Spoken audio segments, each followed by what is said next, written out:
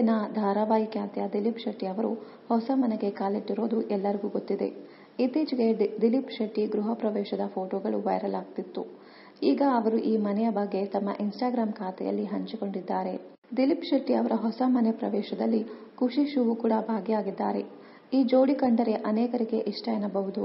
ಬಾಡಿಗೆ ಮನೆಯ ಮೇಲ್ಛಾವಣಿಯಿಂದ ನಮ್ಮದೇ ಆದ ಮನೆಯವರೆಗೆ ಕನಸಿನಿಂದ ಆರಂಭವಾಗಿ ಅನೇಕ ಸಂಕಷ್ಟಗಳನ್ನು ಹಾದು ಬಂದು ಇಂದು ನಮ್ಮದೇ ಆದ ನೆಲೆ ಸಿಕ್ಕಿದೆ.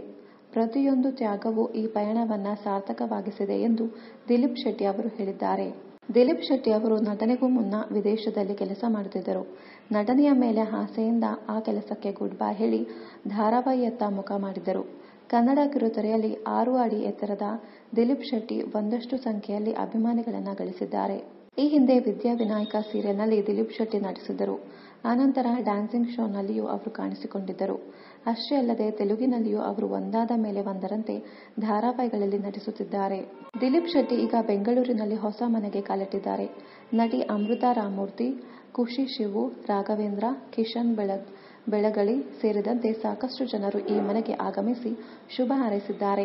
ಅನೇಕರು ದಿಲೀಪ್ ಶೆಟ್ಟಿ ಸಾಧನೆ ಕಂಡು ಮೆಚ್ಚುಗೆ ಸೂಚಿಸಿದ್ದಾರೆ. ಚಿತ್ರರಂಗಕ್ಕೆ ಬಂದು ಕೆಲವೇ ವರ್ಷಗಳಲ್ಲಿ ಅವರು ಈ ಮನೆಗೆ ಕಾಲಿಟ್ಟಿದ್ದಾರೆ. ಇನ್ನಷ್ಟು ಕನ್ನಡ ಧಾರಾವಾಹಿ, ಸಿನಿಮಾ ಹಾಗೂ ಇನ್ನಿತರ ನ್ಯೂಸ್ ಅಪ್ಡೇಟ್ಸ್ಗಾಗಿ ಚಾನೆಲ್ ಅನ್ನು ಸಬ್ಸ್ಕ್ರೈಬ್ ಮಾಡಿ. Thank you.